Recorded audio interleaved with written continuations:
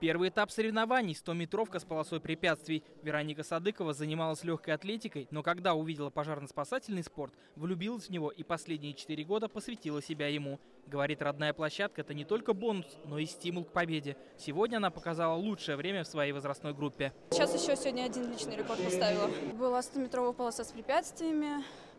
Рекорд мой 17:21.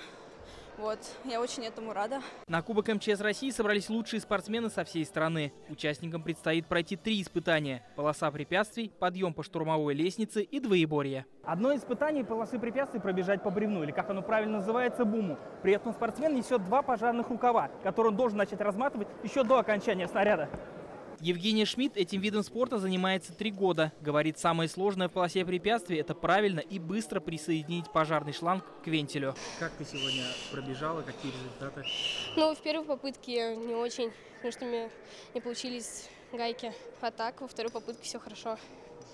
И в финале, вот, как раз все получилось. Соревнования продлятся 3 дня. Ребята, показавшие лучшие результаты, отправятся в составе сборной России на чемпионат мира по пожарно-спасательным видам спорта, который пройдет летом в Саранске. Наши спортсмены, они занимают передовые позиции в мире.